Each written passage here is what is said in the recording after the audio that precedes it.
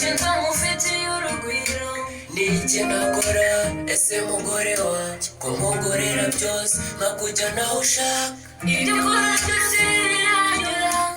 ariko harabona ibyishimo by'urugo